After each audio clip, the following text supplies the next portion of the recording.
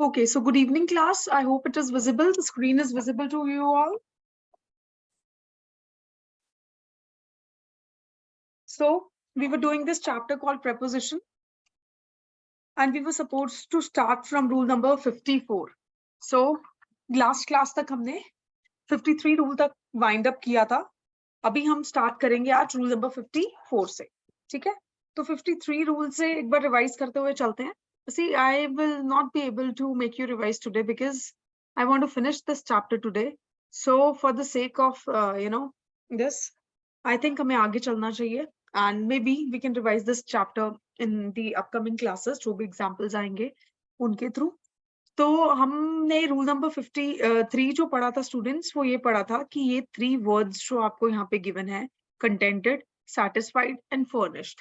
सबसे पहले तो हमने इनके क्या देखे थे, मीनिंग्स देखे थे. ठीक है, और जब मीनिंग्स देखे थे तो मीनिंग्स में हमने क्या देखा था, हमने देखा था कि जो कंटेंटेड है उसका मीनिंग क्या होता है. कंटेंटेड का मतलब होता है शेयर, सेटिस्फाई करना, सेटिस्फाइड होना या सेटिस्फाई करना. ठीक है, उसके बाद सेटिस्फाइड का मतलब भी सेम होता है, सेटिस्फाइड. और फर्निश्ड का मतलब होना है, क्या होता है, टू इक्विप. फर्निश का मतलब होता है इक्विप करना. ठीक है, आपको ये 3 वर्ड्स अगर कहीं पर भी दिखते हैं, आप इनके साथ हमेशा यही प्रीपोजिशन यूज करोगे, which is with. Right, for example, I am satisfied with his reply. I am always contented with what I have. The apartment is furnished with bar and some stools. तो यहाँ पे ये 3 words use हुए, satisfied, contented and furnished. और तीनों के मैंने आपको डिफरेंट एग्जांपल्स दिए हैं, और तीनों वर्ड्स के साथ हमने एक preposition यूज किया है, that is with. राइट, तो दिस वाज रूल नंबर 53. अभी हम चलेंगे नेक्स्ट रूल पे, रूल नंबर 54. रूल नंबर 54 क्या है? रूल नंबर 54 बहुत सिंपल है. हमारे पास एक इंग्लिश वर्ड है, कोप. ठीक है, कोप का मतलब क्या होता है? कोप का मतलब होता है डील करना.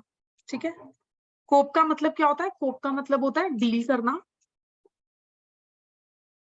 Just give me a second students.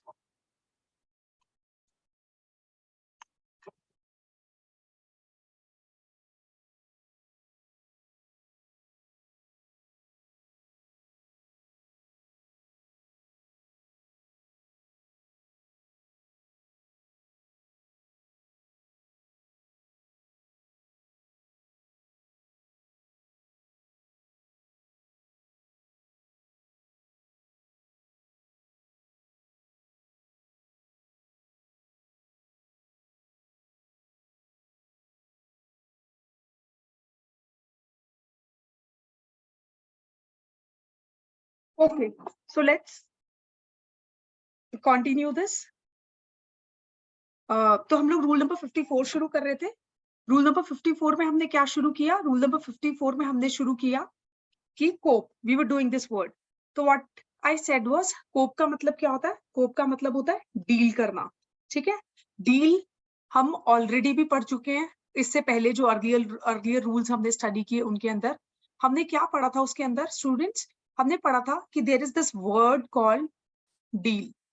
ठीक है, इस डील वर्ड के साथ हम 2 prepositions यूज करते हैं. ठीक है, नंबर 1 अगर किसी बिजनेस के कॉन्टेक्स्ट में है तो, और नंबर 2 कौन सा केस पढ़ा था हमने? नंबर 2 हमने पढ़ा था अगर किसी पर्सन के बिहेवियर के कॉन्टेक्स्ट में है तो. ठीक है, 2 पढ़े थे. और जब बिजनेस के कॉन्टेक्स्ट में पढ़ा था तो हमने एक preposition पढ़ा था, इन यूज करेंगे. और पर्सन के बिहेवियर के कॉन्टेक्स्ट में विद पढ़ा था, विद यूज करेंगे. For example, I cannot deal with his arrogant attitude.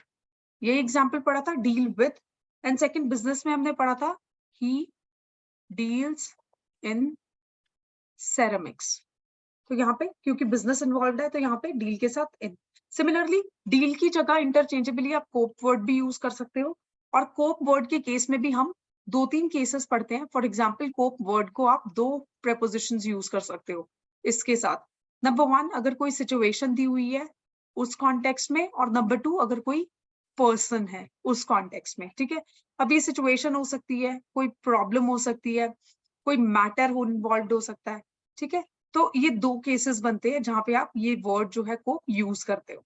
सबसे पहले अगर आप सिचुएशन, अगर एक स्टेटमेंट आपको गिवन है उसमें कोई पर्सन के साथ नहीं हम इस वर्ड को यूज कर रहे, रादर इन तीनों में से किसी एक के साथ यूज कर रहे हैं, तो हम जो प्रेपोजिशन यूज करेंगे वो हम विद यूज करेंगे। ठीक है। एंड इफ पर्सन के साथ यहाँ पे मेंशन्ड है कि किसी पर्सन के साथ कोप करना है या किसी पर्सन के साथ डील करना है, तो उस केस में हम अप प्लस विद यूज करेंगे। Right, I hope it is clear. तो कोप के साथ हम दो प्रेपोजिशंस यूज करते हैं, नंबर 1 विद एंड नंबर 2 कौन सी, up plus with.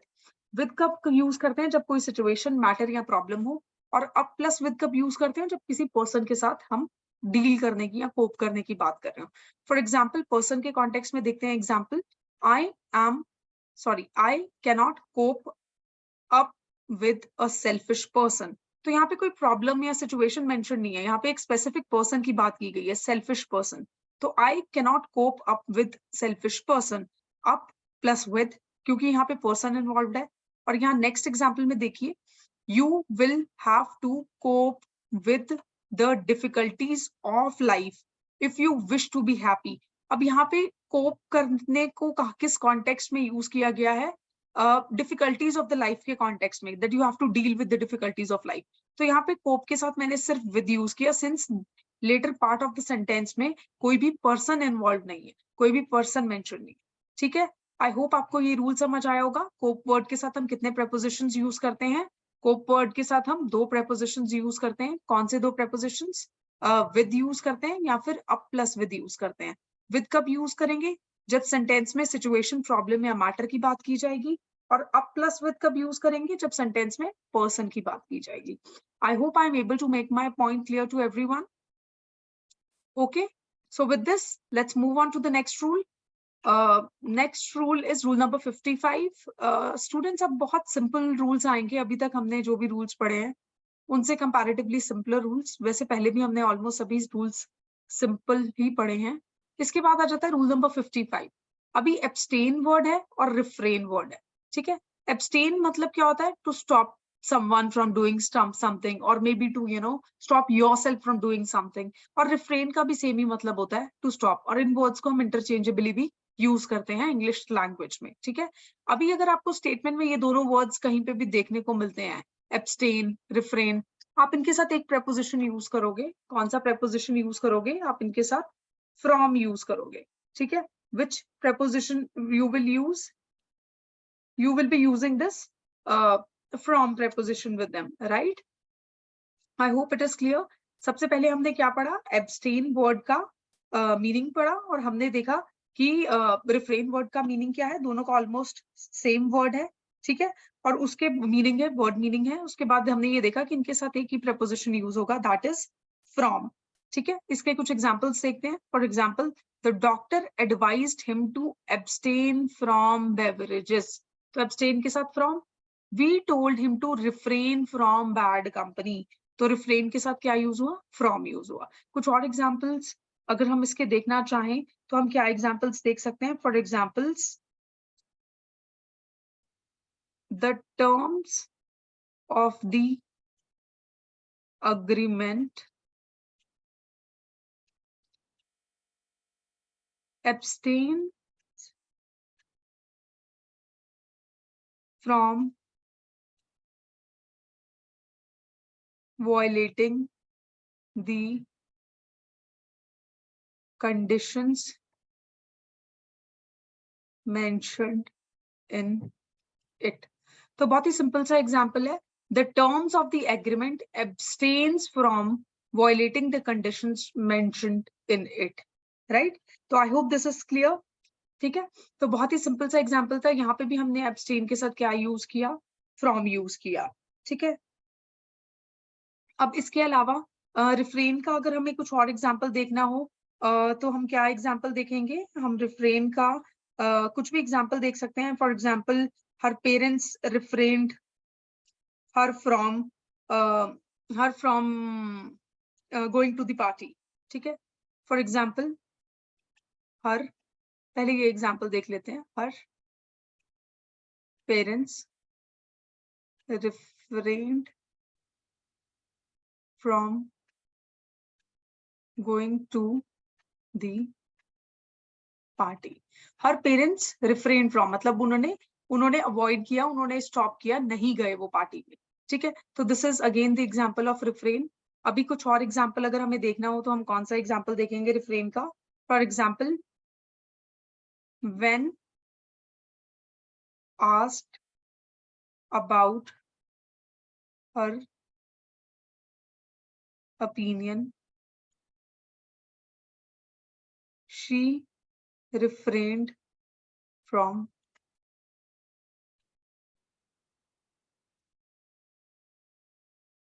commenting on it. When asked about her opinion, she refrained from commenting on it. तो refrained के साथ यहाँ पे क्या यूज हुआ? refrained के साथ यहाँ पे from. तो पॉइंट इज आपको कोई भी स्टेटमेंट हो, कोई भी सेंटेंस हो, आपको उनके साथ हमेशा क्या यूज करना है? कुछ एक स्पेसिफिक वर्ड्स हैं जिनके साथ आप फिक्स्ड प्रेपोजिशंस यूज करोगे. उनका एक एग्जांपल एब्स्टेन और रिफ्रेन है. तो यहाँ पे आप ये याद रखोगे, जब भी आपको ये वर्ड्स दिखते हैं आप इनके साथ सिर्फ एक ही प्रेपोजिशन यूज करोगे, that is from. I hope it is clear to everyone, right? So I'm just clearing the board. I hope you must have written these examples. With this, I'm moving on to the next rule, that is rule number 56. अभी next word जो यहाँ पे given है, that is apologize. Apologize का मतलब क्या होता है? When you feel sorry for something, when you're sorry for something.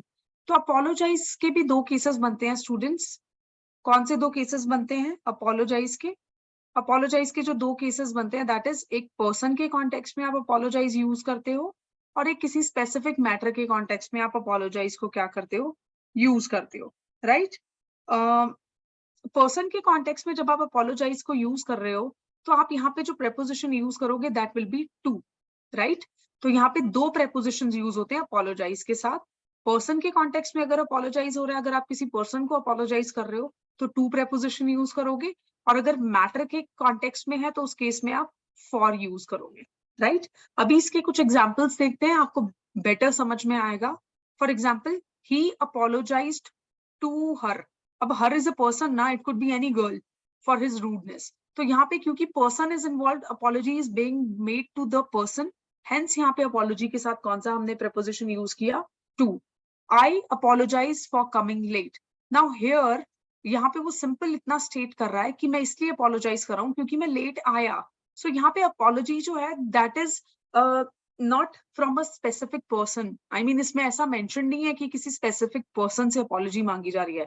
ये स्टेटमेंट पढ़ के आपको ऐसा कन्वे होगा, आपको ऐसा समझ में आएगा कि जो अपॉलॉजी है उसका रीजन स्टेट किया जा रहा है यहाँ पे, कि मैं किस लेट आया हूँ इसलिए मैं माफी मांगता हूँ या इसलिए मैं शर्मिंदा हूँ. तो यहाँ पे अपोलोजाइज के साथ क्या यूज हुआ है? फॉर यूज हुआ है, राइट?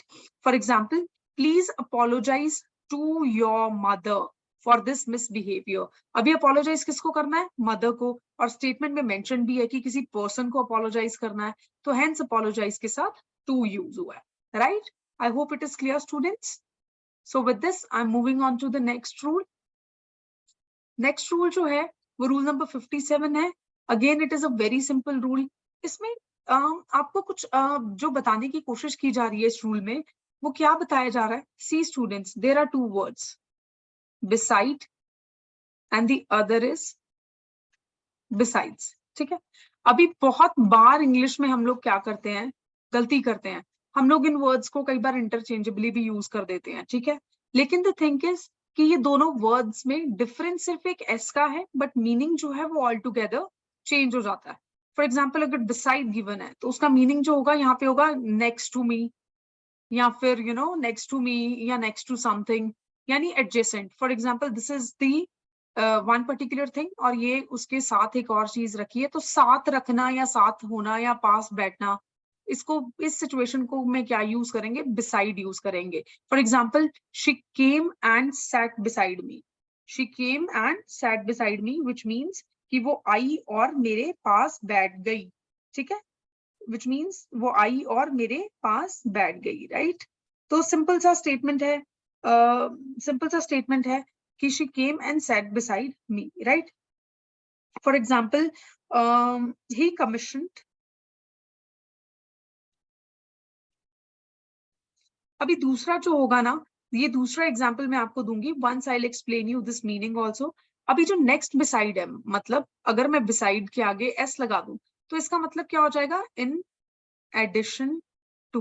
दैट मीन्स ये तो जो ऑलरेडी हमने पढ़ा स्टेटमेंट में वो तो है ही, उसके अलावा भी ये चीजें एक्स्ट्रा है, ठीक है। तो इन एडिशन टू हम कब यूज करते हैं, when we want to further add to the statement, right. तो उसमें हम बिसाइड्स यूज करते हैं। तो सिर्फ एक एस का डिफरेंस है, बट मीनिंग देख रहे हो कि ऑल टुगेदर चेंज हो गया है। यहाँ पे जो बिसाइड है इसका मीनिंग होगा नेक्स्ट टू या क्लोज या फिर एडजेसेंट टू, और यहाँ पे जो बिसाइड्स एस लगने के बाद जो मतलब बनता है that is in addition to, right. अभी इसमें नेक्स्ट एग्जांपल जो होगा वो क्या होगा, besides your water bottle carry a tiffin, besides your water bottle carry a tiffin box, that means you have to carry a water bottle तो आप लेके ही जा रहे हो, बट उसके अलावा in addition to that आपको बॉटल के साथ क्या लेना है, टिफिन बॉक्स भी लेना है, राइट। तो इसको ऐसे भी यूज करने को हम स्टेटमेंट में इसको ऐसे भी लिख सकते हैं, in addition to water bottle carry a tiffin box, ये भी स्टेटमेंट ठीक होगी। बट इन केस अगर आप इन एडिशन टू नहीं लिखना चाह रहे हो and you want to replace it with some preposition, तो यहाँ पे आप बिसाइड यूज कर सकते हो, ठीक है। फॉर एग्जाम्पल हम ये एग्जाम्पल पूरा करते हैं अभी, जहाँ पे जो हम पढ़ने वाले थे, यहाँ पे मैं क्या बोल रही थी, एग्जाम्पल होगा ही commissioned work from other artists beside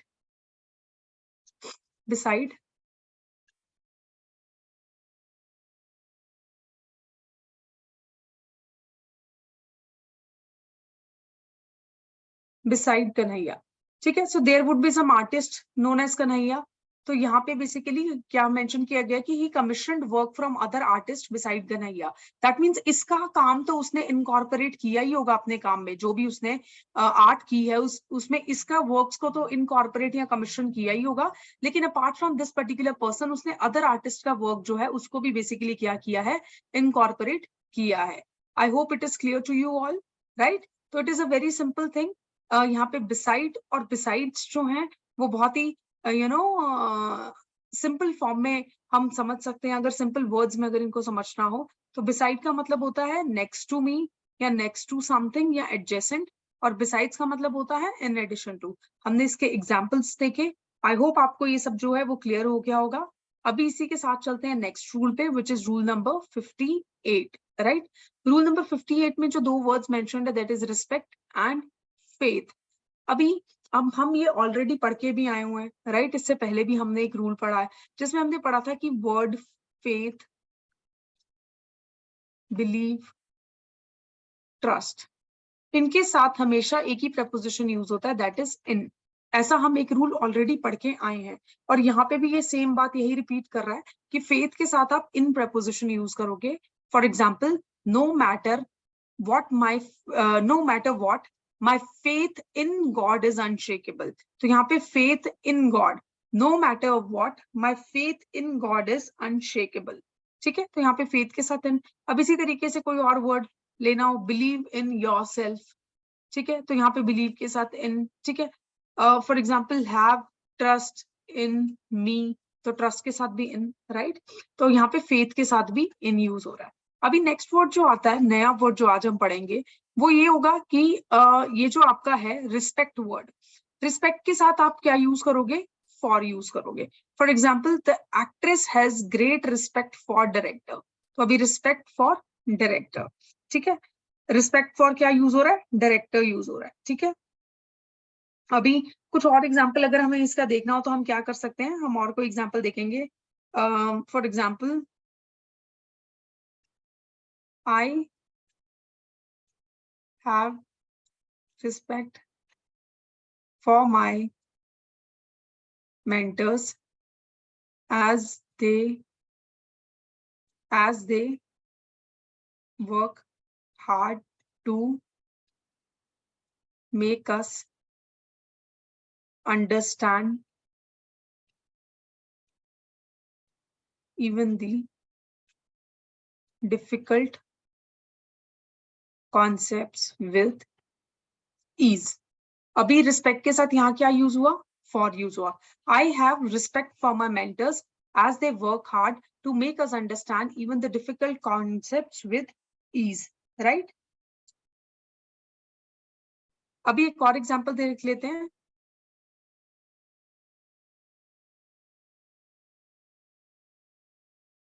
Young people, sorry, lack of respect for their parents is becoming a common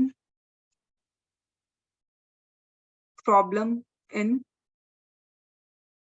society, right? Young people's lack of respect for their parents. अभी respect के साथ क्या use किया, for use किया. I hope it is clear. अभी respect के साथ क्या use किया, for use किया. तो young people's lack of respect for their parents, ठीक है? Lack of respect for their parents is becoming a common problem in present day society. तभी यहाँ पे respect के साथ भी क्या use किया, for use किया. I hope it is clear. इसके साथ ही I'm just expecting कि आपको rule number 58 भी clear हो गया होगा, ठीक है? अभी चलते हैं हम next rule के ऊपर. जो next rule है, what is that rule? Let's see that.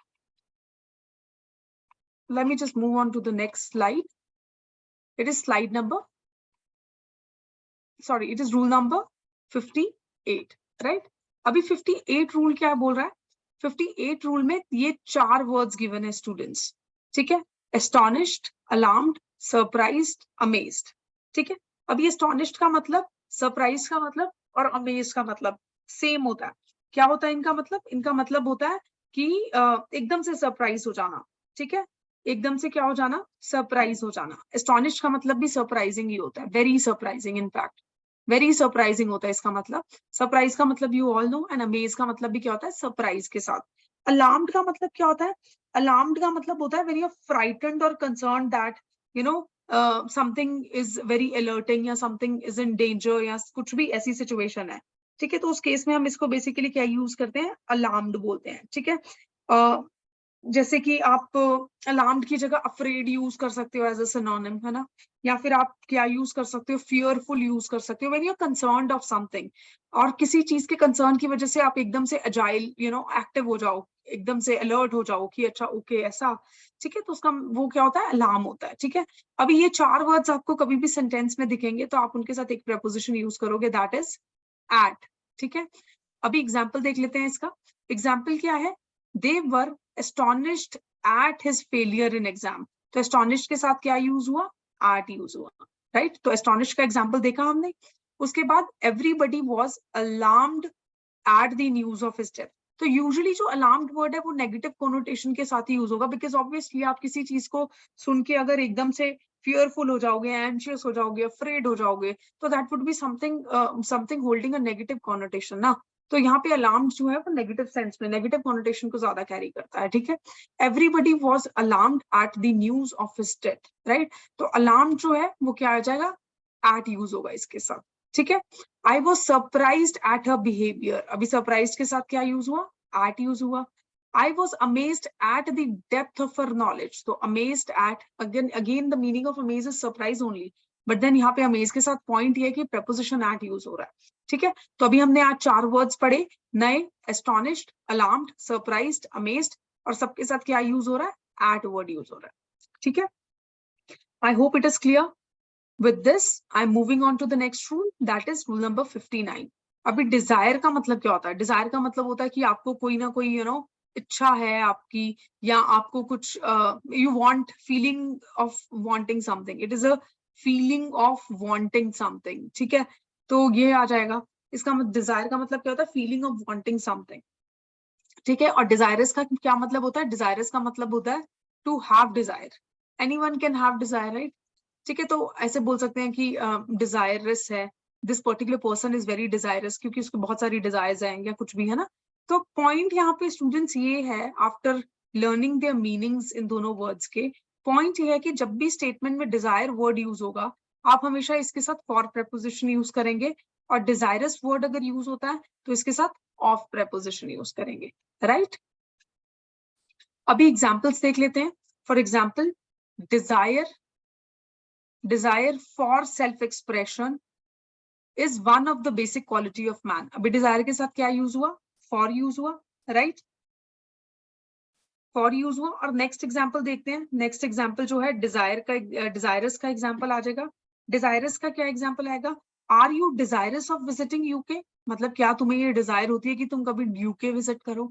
ठीक है, तो यहाँ डिजायरस के साथ पॉइंट है, प्रपोजिशन कौन सा यूज हो रहा है? ऑफ यूज हो रहा है. ठीक है, तो हम दो केसेस हैं हमारे पास. दो कौन से केसेस हैं? डिजायर वर्ड से रिलेटेड, और दूसरा क्या आ जाएगा? डिजायरस से रिलेटेड. डिजायर वर्ड जब भी आएगा उसके साथ एक ही प्रेपोजिशन यूज होगा, फॉर. और डिजायरस वर्ड अगर आएगा इसके साथ एक प्रेपोजिशन यूज होगा, कौन सा? ऑफ. राइट? तो डिजायर बेसिकली क्या होता है? फीलिंग ऑफ वांटिंग समथिंग, या you are wishing for something to happen. ठीक है, तो दैट इज डिजायर. अभी कोई और एग्जांपल अगर डिजायर वर्ड का देखें तो क्या होगा?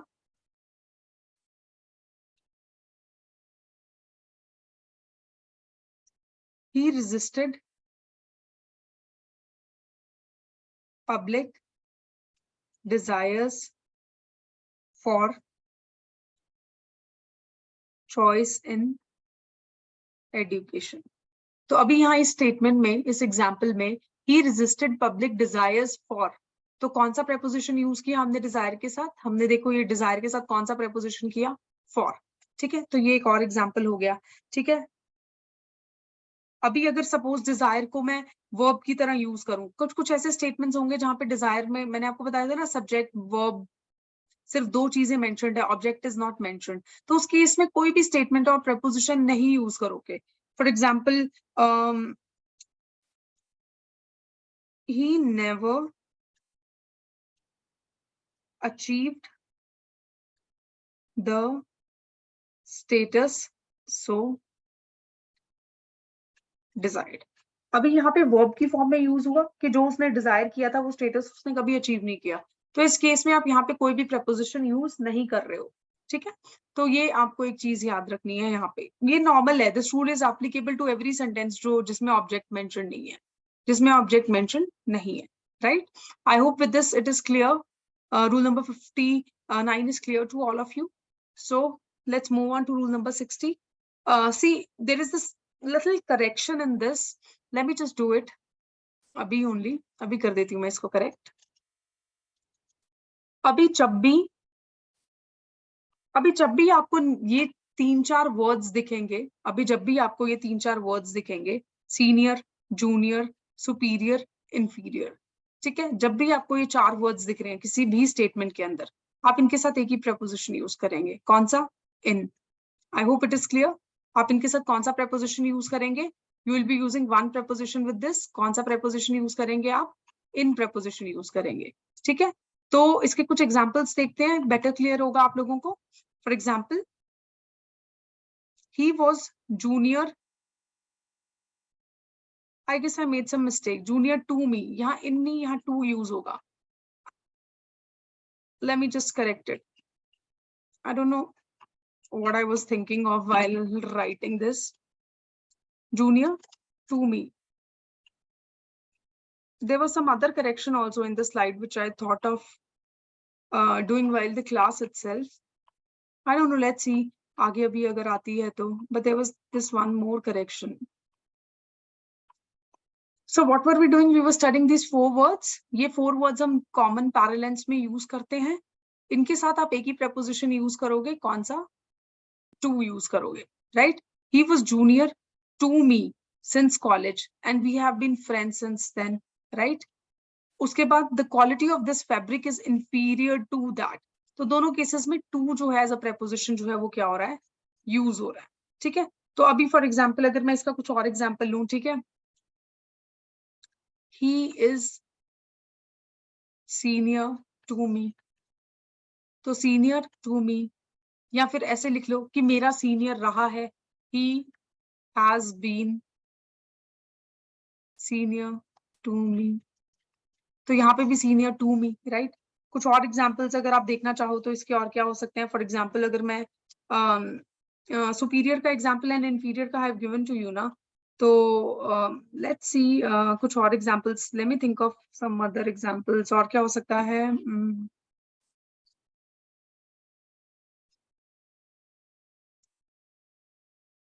फॉर एग्जाम्पल और क्या हो सकता है इसका example, Ram, Ram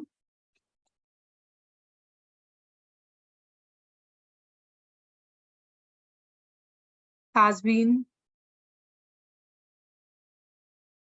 been senior to Sham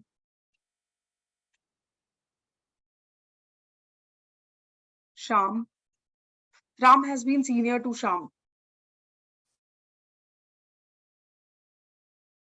since the date of joining. Ram has been senior के साथ क्या यूज हुआ, to Sham since the date of joining. For example अभी मैं यहाँ सीनियर की जगह अगर जूनियर वर्ड लिख दूं, है ना, जूनियर के साथ इसको अगर लिख दूं यहाँ पे जूनियर टू शाम, तो भी ये करेक्ट होगा, क्योंकि द पॉइंट इज प्रेपोजिशन कौन सा यूज हो रहा है. I hope I am able to make my point clear. आप इसके कुछ और एग्जाम्पल्स भी अपने लेवल पे अगर देखेंगे तो आप यही देखेंगे कि नॉर्मल लैंग्वेज में भी या कहीं और भी हम इन वर्ड्स के साथ हमेशा क्या यूज कर रहे हैं, हम टू ही यूज कर रहे हैं. ठीक है, अभी नेक्स्ट रूल पे चलते हैं, rule number 61. Rule number 61, before I jump on to rule number 61, मैं आपसे एक बात करना चाहूंगी. फॉर एग्जाम्पल हम सबको पता है कि वन डे में क्या होता है, 24 आवर्स होते हैं. ठीक है, और ये जो डे है it is divided into various parts. For example एक होगा मॉर्निंग, ठीक है, उसके बाद होगा नून या आफ्टरनून आप बोल देते हो, कई बार नॉर्मल हम नून भी बोल देते हैं, तो आफ्टरनून. उसके बाद क्या होगा, इवनिंग होगा. उसके बाद क्या होगा, नाइट होगा. एंड फिर उसके बाद 12 बजे या 12 बजे के बाद मिडनाइट. ठीक है, ये होगा. अभी स्टेटमेंट में अगर इनमें पार्ट्स ऑफ द डे का कुछ मेंशन्ड है तो आप डिफरेंट प्रेपोजिशंस क्या करते हो, यूज करते हो. फॉर एग्जाम्पल मॉर्निंग के साथ आप क्या यूज करोगे, कुछ भी स्टेटमेंट हो, कुछ भी, अगर मॉर्निंग वर्ड गिवन है और उससे पहले ब्लैंक है तो वहां पे आप इन प्रेपोजिशन यूज करोगे. आफ्टरनून अगर गिवन है इन आफ्टरनून, नून गिवन है at noon, in evening, at night, at midnight. तो इस तरीके से आप क्या करोगे, इसको याद कर लोगे, because there is nothing to explain in this. Point ये है कि पार्ट्स ऑफ जो डे हैं उनके साथ कभी भी एक प्रेपोजिशन यूज नहीं हो रहा, रादर डिफरेंट प्रेपोजिशंस क्या हो रहे हैं, यूज हो रहे हैं. ठीक है, और वो क्या प्रेपोजिशंस है वो हमने रूल नंबर 61 में देख ही लिया है. For example the burglary took place at midnight. ठीक है, तो midnight के साथ and. For example, I already had my breakfast in the morning. अभी यहाँ पे in use हुआ ना, in the morning. For example, I will see you at noon. ठीक है, ओके. उसके बाद we have organized a party at our terrace at night. अभी at जो है वो नाइट के साथ. ठीक है, आई होप ये एग्जांपल्स बहुत सिंपल हैं, आपको क्लियर हो रहे होंगे कि किस तरीके से हम यहाँ पे प्रेपोजिशंस को पार्ट ऑफ द डे जैसे चेंज हो रहा है तो प्रेपोजिशंस को भी बेसिकली क्या कर रहे हैं, चेंज कर रहे हैं. ठीक है, तो रूल नंबर 61 बहुत सिंपल था, आई होप आप सबको समझ आया होगा. उसके बाद लिमिट. लिमिट का मतलब क्या होता है कि व्हेन यू रिस्ट्रिक्ट समवन, कुछ ना कुछ एक थ्रेशोल्ड इम्पोज कर देना किसी के ऊपर, या है ना, किसी के ऊपर या किसी भी चीज पर. ठीक है, सीमा बोलते हैं जैसे हिंदी में, तो लिमिट लगा देना. लिमिट लगा देना मतलब कि किसी को रिस्ट्रिक्ट कर देना, है ना, तो उसका रियल मीनिंग यही होता है कि रिस्ट्रिक्ट कर देना. एक अदर वर्ड जो इसके लिए यूज हो सकता है वो रिस्ट्रिक्ट भी हो सकता है. ठीक है, तो रिस्ट्रिक्शन या रिस्ट्रिक्ट मतलब एक पॉइंट जिसके बियॉन्ड आपको कोई चीज नहीं करनी है, एक ऐसा थ्रेशोल्ड फिक्स कर देना जिसके बियॉन्ड आप नहीं कर सकते. For example if you ask me कि ma'am can I have one chocolate, can I have 5 chocolates each day, so I will say no, no, don't have 5 chocolate, have 2 only. ठीक है, तो अभी 2 is the limit. You can have 2 in one day, but you cannot go beyond 2, right? So there is this limit set. तो limit basically क्या होता है, when you restrict something or you fix a point or a level beyond which something may not और does not extend, तो उस case में हम limit word को यूज करते हैं। तो ये तो था इसका मीनिंग। अभी लिमिट वर्ड जब भी यूज होगा उसके साथ आप एक प्रपोजिशन यूज करोगे, that is to. For example, he is fanatic kind of guy and there is no limit to his zeal। अभी लिमिट के साथ क्या यूज किया? zeal, right?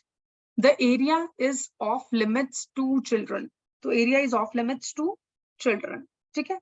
off limit to children, right? for example,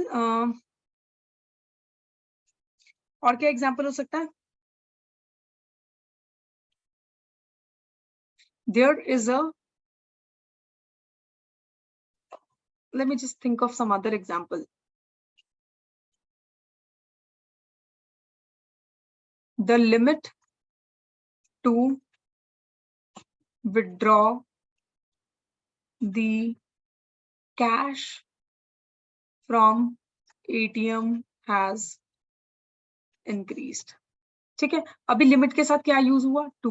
the limit to withdraw the cash from ATM has increased. I hope आप लोगों को ये clear हो रहा होगा, ठीक है? अभी लिमिट के साथ आप क्या यूज करोगे? टू यूज करोगे। I hope it is clear to everyone, right? Next चलते हैं। Next is decline. डिक्लाइन, आप सबको पता है डिक्लाइन का मतलब क्या होता है? डिक्लाइन का मतलब होता है रिड्यूस टू, रिड्यूस हो जाना। पहले सपोज अगर किसी एक स्पेसिफिक लेवल पे था, उससे कम होके एक स्पेसिफिक लेवल पे आ गया है, तो टू रिड्यूस, टू डिक्लाइन बोल सकते हैं, है ना? तो डिक्लाइन वर्ड जो है इसके साथ भी हमेशा दो प्रेपोजिशंस यूज होते हैं, ठीक है? तो डिक्लाइन वर्ड जो है इसके साथ हम क्या यूज करते हैं? दो प्रेपोजिशंस यूज करते हैं। नंबर वन, अगर डिक्लाइन वर्ड को किसी एम्पायर के डिक्लाइन के कॉन्टेक्स्ट में यूज किया गया है तो, और दूसरी चीज, अगर थॉट्स या वैल्यूज किसी की अगर डिक्लाइन हो रही है तो उस कॉन्टेक्स्ट में। अगर एम्पायर की डिक्लाइन की बात की जा रही हो स्टेटमेंट में, फॉर एग्जाम्पल आपको एग्जाम में स्टेटमेंट गिवन है, वहां पे जो डिक्लाइन की बात की जा रही है वहां स्पेसिफिकली मेंशन्ड है कि किसी एम्पायर के डिक्लाइन की बात की जा रही है। It could be any empire, for example home dynasty, ठीक है? For example Mughals, for example Marathas, ठीक है? तो कोई भी डायनेस्टी या कोई भी एम्पायर की बात जब की जाएगी, उस कॉन्टेक्स्ट में जब एम्पायर को यूज किया जाएगा, आप ऑफ एज अ प्रेपोजिशन को क्या करोगे? यूज करोगे। बट अगर डिक्लाइन थॉट्स और वैल्यूज में स्टेटमेंट में गिवन है तो आप इन प्रेपोजिशन को क्या करोगे? यूज करोगे, ठीक है? अभी इसके एग्जाम्पल देख लेते हैं। सबसे पहले, the decline in his morals has caused a lot of pain to his parents. अभी मॉरल्स में यानी उसके वैल्यूज, उनके थॉट्स में डिक्लाइन की बात की जा रही है, तो डिक्लाइन के साथ क्या यूज किया? इन, ठीक है? और अभी हम एम्पायर के कंटेक्स्ट में एग्जांपल देखते हैं। The decline of Mughal empire was due to many factors. तो यहाँ पे एक एम्पायर के डिक्लाइन की बात की जा रही है, हेंस हमने यहाँ पे कौन सा प्रपोजिशन यूज किया है? ऑफ यूज किया है, ठीक है? I hope this rule is also clear. बहुत ही सिंपल सा रूल था। अभी नेक्स्ट चलते हैं students, rule number 64। Rule number 64 is busy. Busy word सबको पता है, हम बहुत कॉमनली बिजी वर्ड यूज करते हैं। आप अपने घर पे बिजी हो, आप अपने फ्रेंड के पास मिलने जा रहे हो, कहीं पे भी, तो आप बोल देते हो ना, यार I am busy, I will see you tomorrow, ठीक है? तो अभी जब आप बिजी वर्ड को स्टेटमेंट में यूज करोगे, अभी जब आप स्टेटमेंट में यूज करोगे and when you have to state the reason कि आप कहाँ बिजी हो, तो उस केस में आप बिजी के साथ कौन सा प्रेपोजिशन यूज करोगे? विद यूज करोगे, ठीक है? अभी विद यूज करोगे। For example, Suresh is busy with his work, ठीक है? For example, she busied herself with her new home. Let me just write it in a clear manner. अभी के लिए इसको रब कर देती हूँ। For example, she busied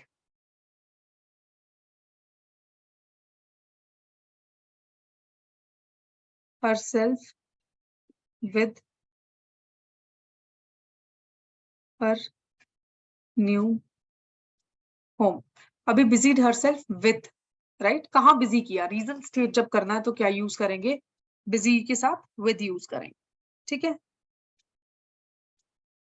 busy का मतलब होगा क्या होता है कि आप जब कहीं पे एंगेज्ड हो, आप कहीं पे बहुत ज्यादा बिजी हो, व्यस्त हो हिंदी में। आई होप दिस इज क्लियर। ये वर्ड हम कॉमनली यूज करते हैं, इसलिए मैं इसके ऊपर थोड़ा कम टाइम दे रही हूँ, और यूजुअली हमें पता ही है हम ये वर्ड को कहाँ यूज करते हैं। उसके बाद नेक्स्ट है रूल नंबर 65। ठीक है, रूल नंबर 65 बहुत ही सिंपल रूल है स्टूडेंट्स। अभी इसमें दो वर्ड्स गिवन है, between and among. The point is in words को, ये दोनों वर्ड्स क्या है, प्रेपोजिशन है। अभी इन दोनों वर्ड्स को यूज करने के लिए आपको पता होना चाहिए कि यूज होते कहाँ पे हैं। देखो, अगर कोई भी स्टेटमेंट गिवन है और उसके अंदर किन्हीं दो स्पेसिफिक पर्सन्स की बात हो रही है, तो आप वहां पे एक जो प्रेपोजिशन यूज करोगे, कौन सा यूज करोगे, बिटवीन। क्योंकि आपको क्लियरली पता है कि दो लोगों के बीच की बात है। ठीक है, तो जब दो लोगों के बीच की बात के बारे में स्टेटमेंट बता रहा है आपको, तो आप दोनों लोगों के बीच में कौन सा वर्ड यूज करोगे के साथ, बिटवीन वर्ड यूज करोगे। अभी अगर स्टेटमेंट गिवन है और उसमें आपको इतना पता चल रहा है स्टेटमेंट पढ़ के कि it is not just about to persons, दो लोगों की तो बात नहीं है ये, यहाँ पे दो लोग भी हो सकते हैं, लेकिन दो लोगों से ज्यादा लोग भी क्या हो सकते हैं, हो सकते हैं। It could be C also, D also, E also, F also, G also, H also. ठीक है, तो बहुत सारे अदर लोग भी हो सकते हैं। ऑल्दो आपको नंबर अगर नहीं भी पता कि कितने लोग हैं, that is not the point. The point is दो लोगों से ज्यादा लोग हैं, दैट मीन्स 2+ लोग हैं। ठीक है, तो आप उस केस में क्या यूज करोगे, अमंग यूज करोगे। ठीक है, इसके एग्जाम्पल्स देखते हैं, आपको बेटर क्लियर होगा। For example, there is little understanding between two brothers. अभी एग्जैक्टली मेंशन कर दिया यहाँ पे टू ब्रदर्स, तो क्या यूज किया, कौन सा प्रेपोजिशन, बिटवीन। ठीक है, अभी यहाँ पे नेक्स्ट देखो, distribute these treats among the students in class. तो स्टूडेंट्स अमंग दी स्टूडेंट्स, तो अमंग जो है वो बेसिकली क्या है, कहाँ यूज हुआ, स्टूडेंट्स इन द क्लास। अभी आपको पता नहीं है कि स्टूडेंट्स कितने हैं क्लास में, it could B 2 also.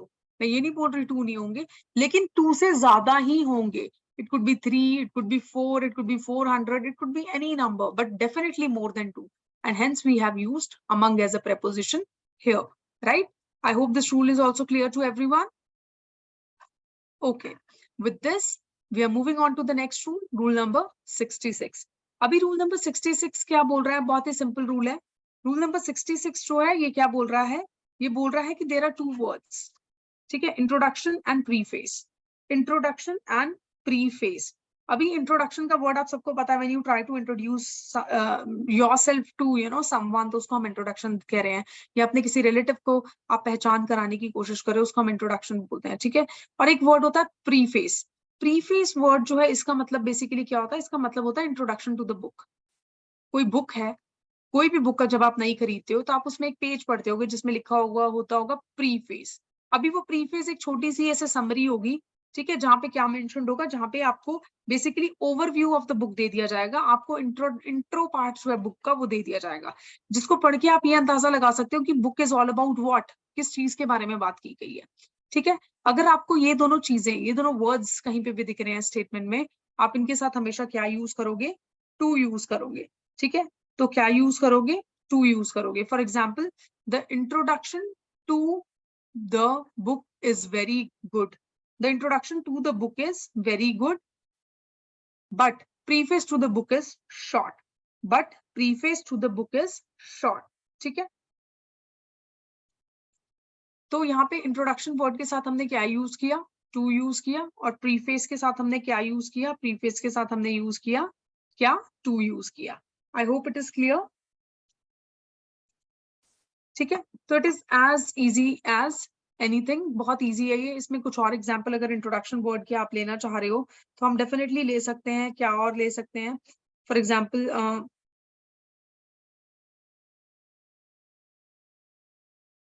Please introduce yourself to the class. तो introduce and to, please introduce yourself to the class, right. For example, please furnish this research paper. Please furnish, sorry, ये example, we cannot use this example. I am trying to make an example जहाँ पे मैं preface को use कर सकूं। ठीक है, For example, this research article will serve as a preface to the thesis. ठीक है, अभी ये एग्जाम्पल ठीक है, इसको ऐसे करना था. ठीक है, this research article will serve as a preface to the thesis. अभी यहाँ पे प्रीफेस के साथ क्या लगाया, टू लगाया. सी स्टूडेंट्स, अभी क्लास में मैं आपको जो भी एग्जांपल्स दे रही हूँ, मेक श्योर आप इसको अपने नोट्स में ऐड कर लें, because these are the examples which are not written anywhere in my notes. These are just the random examples जो मैं अभी जो भी थॉट्स आ रहे हैं उनसे बना रही हूँ. ठीक है, तो आप इसको डेफिनेटली ऐड करते जाएं. You will have a good number of example by the end of the class, right? तो जो भी examples हम क्लास में एक्स्ट्रा कर रहे हैं apart from what is given in the notes, आप उनको डेफिनेटली अपने नोट्स में क्या कर सकते हैं, ऐड कर सकते हैं, राइट? ठीक है, I hope this is clear. इस एग्जाम्पल को मैं फिर से लिख देती हूँ. दिस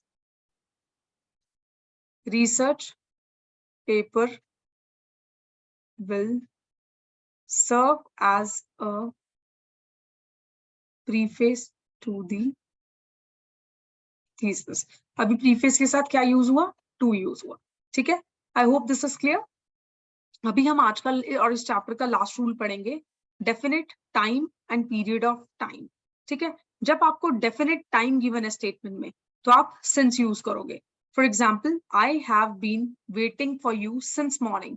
अभी ये स्टेटमेंट पढ़ के आपको क्या पता चल रहा है कि सुबह से वेट कर रही होगी या सुबह से वेट कर रहा होगा, तो मॉर्निंग से वेट हो रहा है, तो हेंस सिंस यूज किया. लेकिन अगर आपको लेंथ ऑफ द टाइम पता है, ठीक है, कि कितने घंटे वेट किया, कितने मिनट्स वेट किया, उस केस में आप क्या यूज करोगे, फॉर यूज करोगे. For example, I have been waiting for half an hour at station. ठीक है, तो I have been waiting for half an hour at station, right? तो यहाँ पे हमने वेटिंग के साथ क्या यूज किया, यहाँ हमने वेटिंग के साथ क्या यूज किया, हमने वेटिंग के साथ फॉर यूज किया, right? I hope it is clear. अभी नेक्स्ट एग्जाम्पल देखते हैं. For example, I haven't seen him since yesterday. अभी क्या हो गया, since यूज हो गया. ठीक है, for example, it's been raining since last night. अभी आपको पता है कल रात से बारिश हो रही है, तो since last night. अभी इसी स्टेटमेंट में अगर आपको स्पेसिफिक आवर्स पता चल जाए या मिनट्स पता चल जाए, तो आप क्या यूज करोगे, फॉर. अभी इसी को ट्रांसफॉर्म करते हैं एग्जाम्पल को. फॉर एग्जाम्पल, अगर मैं ऐसे कहूं, it's been raining for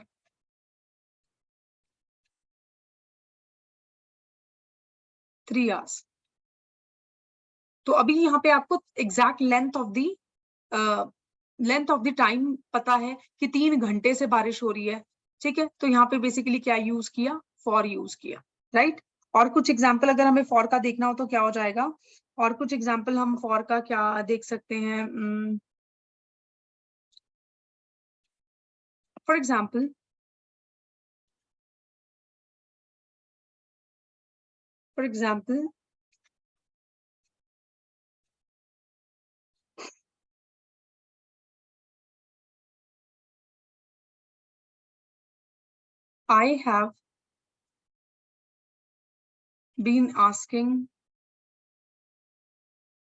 I have been asking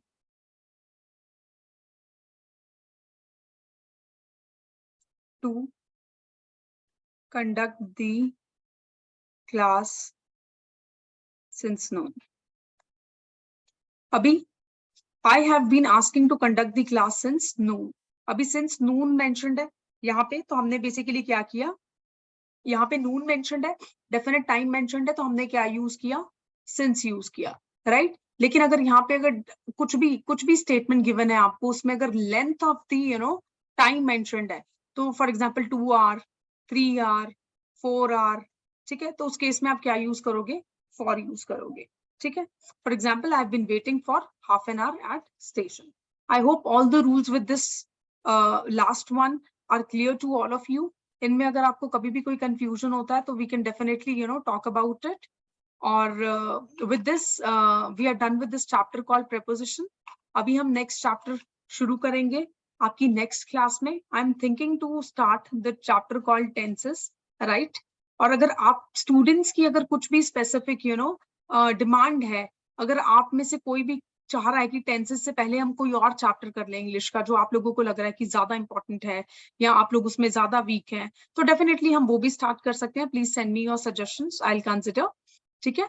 तो अभी के लिए तो I have decided this chapter only. Tenses से हम शुरू करेंगे सो दैट आपकी जो सेंटेंस की स्ट्रक्चरिंग है, ING कहाँ यूज करना है और कौन सा टेंस कहाँ, वो आपकी क्या हो सके, ठीक हो सके, उसमें आपका फाउंडेशन जो है वो बेसिकली बिल्ड हो सके. ठीक है. Okay. So with this we have completed successfully 2 chapters of our syllabus. Number 1 is articles and number 2 is preposition. Right. And in next class we will be starting a new chapter, either something that you will suggest, or if I'll be choosing the topic, I'll be going with tenses. Right. I hope it is clear. So thank you so much, students. Thank you so much for having me, and good evening. Bye bye.